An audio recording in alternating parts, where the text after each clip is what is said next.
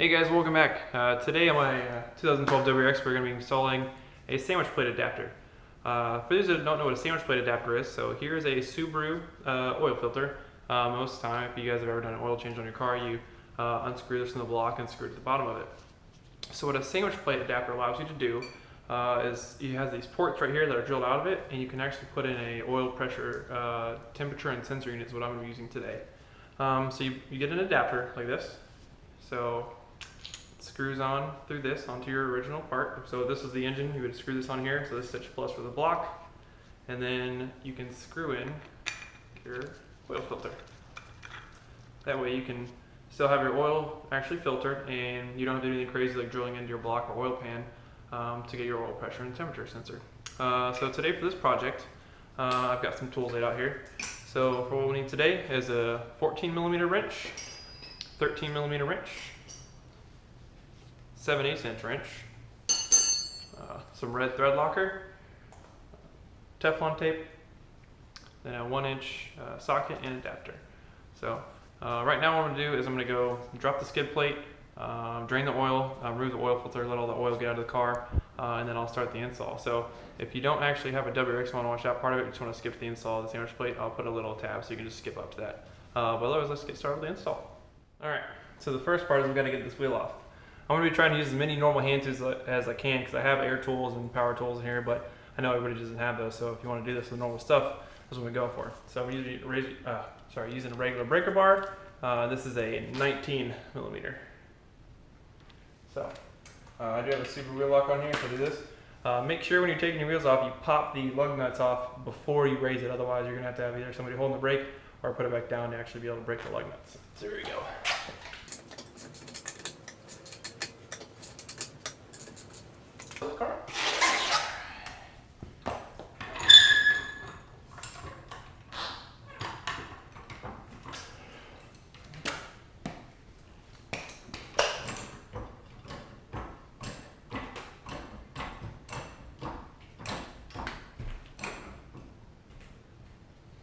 Alright, now if you saw the shadow clear right here, I'm doing it just enough to get the wheel off. Now we'll unscrew these the rest of the way.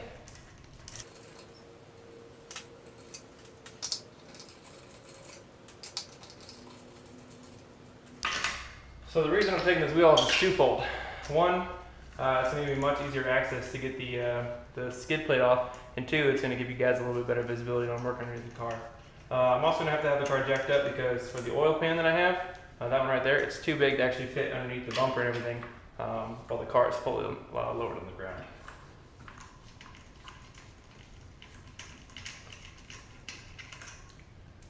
Alright, here we go. Here's our bolts off.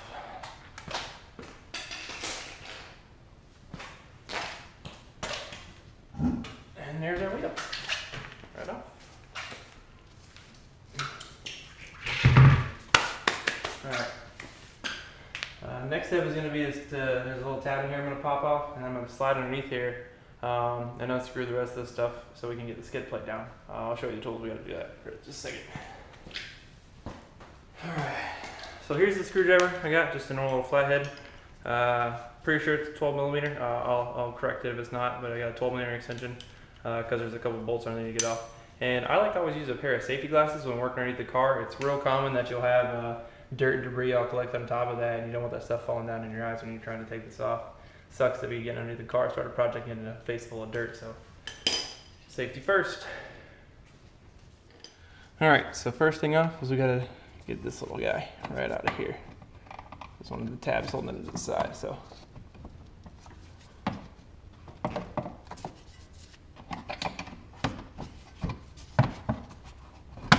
Alright.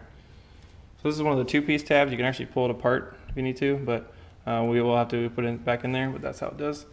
Take one up right here, and it's the same thing on their side. Next we're going to screw underneath and get the bolts on. Alright, so next we have these screws.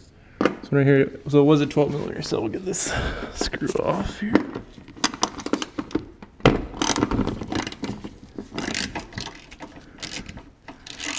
Alright, there's one.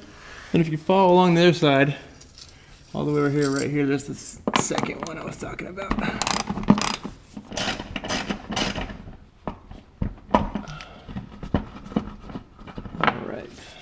one's off.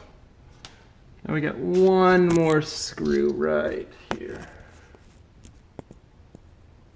So this one's in the very back in the center, right next to the cradle. Or actually, sorry, the steering rack. All right, that's done for the socket. So over here, in the rear portion over here, there's a little tab. So you pull this back. There we go. All right, this is what you're trying to get off. There's one over here, and then there's one right over here on either side. This will bring the whole skid plate will then. The whole skid plate will then drop down, and we'll have full access to the oil filter and oil pan. All right. So this comes out now. We set that aside. Here is the oil filter.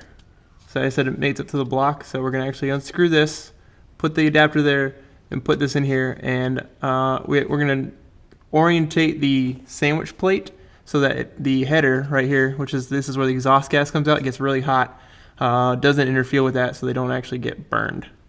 So I actually have a quick oil drain, so we're going to do that, and then we'll go ahead and start mating up with the sandwich plate.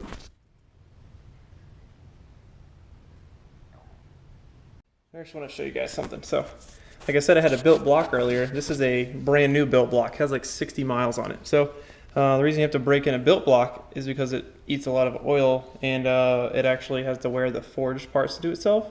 So there's a ton of metal in the oil, so you can actually see it. Let's look at this. All that flakes. Metal. Piston rings, pistons, all the new bearings, all that stuff. Crank wearing into itself. So the reason it's so important that you have to break in properly is so that stuff all wears into itself. If you like drive at the wrong RPM too long, you can actually wear the stuff in properly. And if you guys ever think it's expensive to do an oil change, check this out. So here's my first oil change that lasts about 50 miles. And if you look up there, there's 14 more quarts of oil and 12 more, well, I'm not going to use all 12, but there's 12 more oil filters there, about a case of them. So that's what you get into when you buy or you start doing a built motor. This is the kind of life you got to live. This is Motul braking oil. It's mineral oil. Super high-end stuff. Luckily, I have a dealer here who actually gives me a pretty good price, about $7 a quart, but this stuff ranges anywhere from $9 to $12 a quart. So depending on how much cheaper you can get it for, you might be looking at really expensive oil changes. And like I said, this is 50 miles, 500 miles, 1,500 miles. Then I guess switch over to a regular. Their regular tend to be 40, so I'm still paying the same amount every 2,500 to 3,000 miles after that, and I have to use the OEM oil filter to maintain the warranty. So once we're finished up draining out, I'll pop the oil filter off and we'll start doing the sandwich plate install. All right, we slowed us down to about a trickle now, so let's come over here and get the filter off. Probably should have checked this to make sure it wasn't too tight for you guys before I started videoing. Oh, son of a... Alright, that is why you never use any sort of tool to install an oil filter. As soon as you make contact, a quarter to half a turn, and that's it. It's not going to leak. I just had to sit here and crush this thing with a pair of pliers to get it to come out. So, alright, now we'll get it out of here. Let it start draining.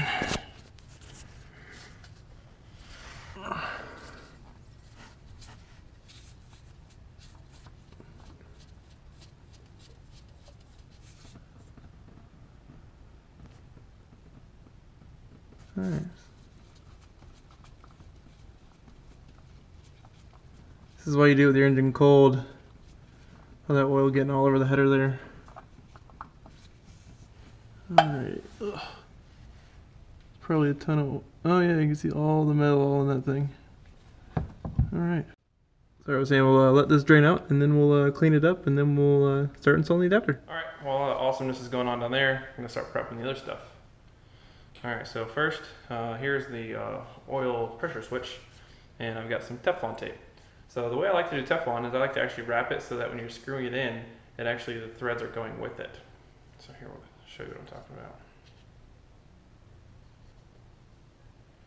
So you can get Teflon tape from pretty much anywhere, any auto parts store, any regular department store. Walmart has Teflon tape, Lowe's has Teflon tape. I mean, shoot, half the time you buy a new shower head, it comes with Teflon tape.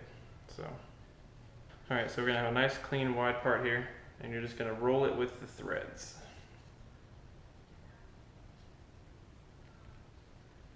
Okay. You don't want to get too much on there. You don't want to actually have it protruding into where it's going to screw into the adapter. So you may have to scrunch it up a little bit, but you do want to have it fully seated. And I just like to go around just a little overlap. Pop it off just like that.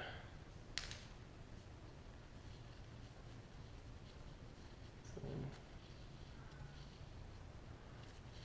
that's what we have.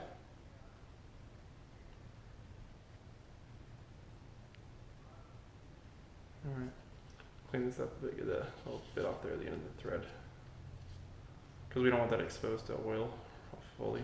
So, like I said, so the way I wrapped it this way is so that when you twist it in, it's not trying to unravel itself, it's just twisting with the threads when we sandwich it in there. Or sorry, when we thread it in there. Alright, and the next will be the temperature adapter. This part might be a little bit easier to do without gloves, but I'm not going to take them off and put on a new pair. I already put on a new pair after that oil change. So just push it back down, clean it up off the end of the threads here. And there we are. Last one is the third plug. I guess there's that. Okay. Next thing we're going to do is put some red thread locker on the inside of this. So because I don't want, when I go to torque on the oil filter, for the sandwich to come off. I want the sandwich to be affixed very, very well to the block. So like this is going to have red thread locker, which red thread locker is the permanent high strength thread locker. So if you have blue thread locker, that's going to work. I just highly recommend using a thread locker because, like I said, you don't want to come up here, crank on your oil filter, and then this comes off and your sandwich plate comes off and you have a big mess on your hands you have to try and put back together. So what we're going to do, just line this with some red thread locker. See, first I like to massage it a little bit. It's kind of cold in the garage, probably ambient temperature about 55, 60 degrees in here. So knead it up, shake it up a little bit, just get it going.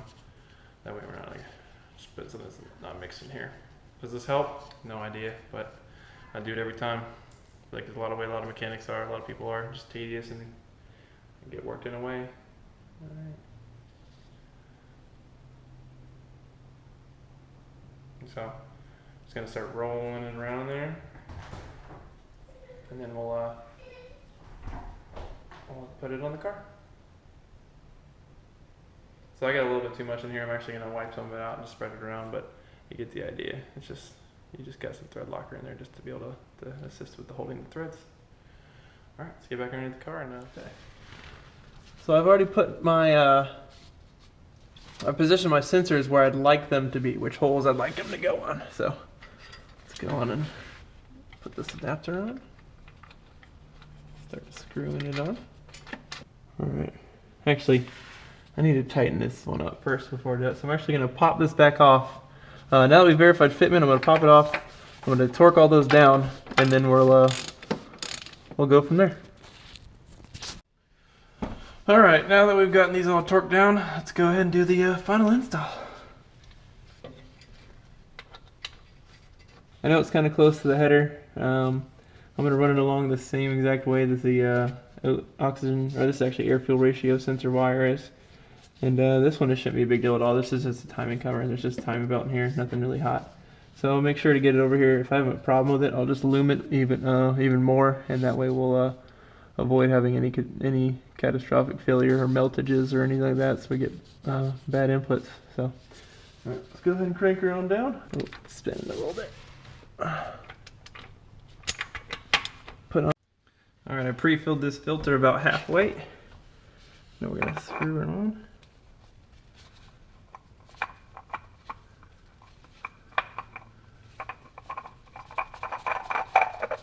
All right, there we are. So snug, quarter turn.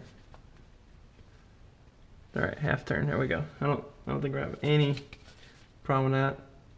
That's good right there. And that way it won't be awful to get off. So now we're gonna fill the car with oil, start it up, and see where we get from there. All right, we're up to the final steps. Right now we just got to dump all this 6 quarts of oil into here, and then we're gonna check for leaks. So some of you guys, if you have Subarus, you might be like, that's kind of weird. Why do you have 6 quarts of oil for your Subaru? Well, for some of you guys, if you did notice that down there was a Killer Bee oil pan.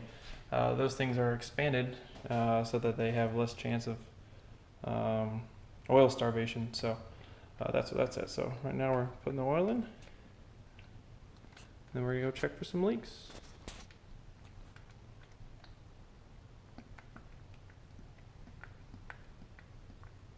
That is some really thick oil.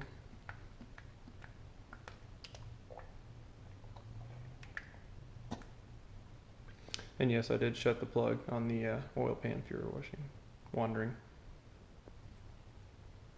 1 down, 5 to go.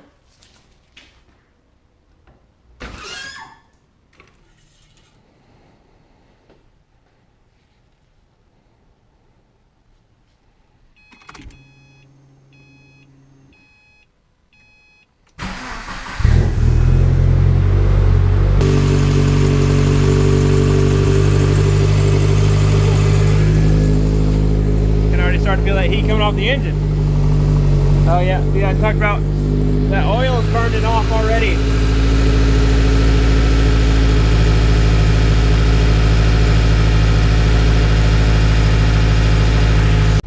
Figured it probably wouldn't be a bad idea to go take the car for a spin.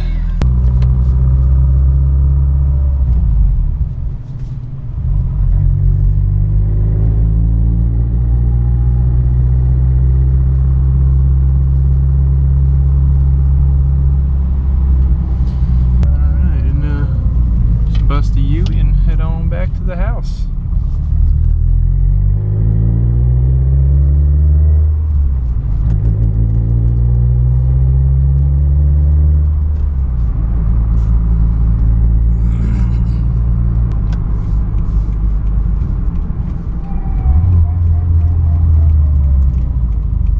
Alright. This clutch is chattery.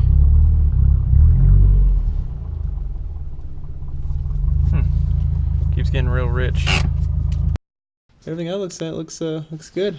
Got no drainage from the quick valve. More from that, looks great. All right, well, I think we're gonna call that a success. We'll put the rest of this cover back on, and we'll call it a day.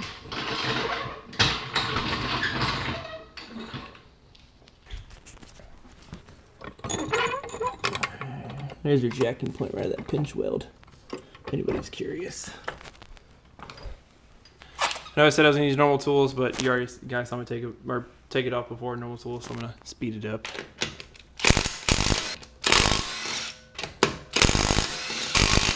Here.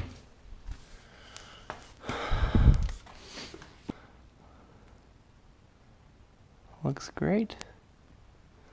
Awesome. All right, well, I'm gonna get this thing back on here. It's a reverse process. That hole over there, plus the hole on the other side, the 2 clips in the back, and the 3 screws. So let's go ahead and get started. And I talked about, you take this apart. See, it pops off like that. I get that one. It's a little more difficult, especially with how I park. So I'm not gonna show you guys that one, but you get the idea. Actually, you want to have this notch on the bottom. You actually only can put it on the wrong way because these this side is smaller actually than the other side, so it won't even fit. You actually. There we go. All right, perfect.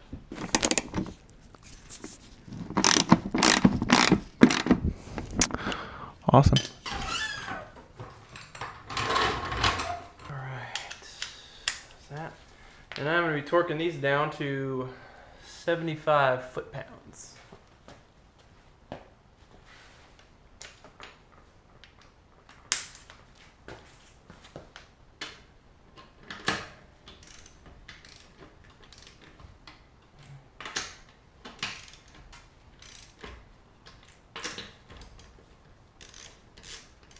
doing this in the star-shaped pattern. And I'm just making sure they're all at least making contact before I really start torquing on them. Okay, that one. Alright. And that'll be it for our install. Thanks for coming along, guys. Glad to be doing videos again. I'm glad to have this car running up again. It's been a long time. I owe you guys some videos about total cost and like that. I'll get that put together. I think the next one I'm going to make is probably the wiring one to show all the gauges going in and everything like that. So, appreciate you coming along. And if you like the videos, let me know. If there's something that you want to see, let me know. If you have anything you want to talk to me about in the video, comment below. I'll comment back to you. You can also contact me on Facebook and Instagram. Alright guys, have a good one.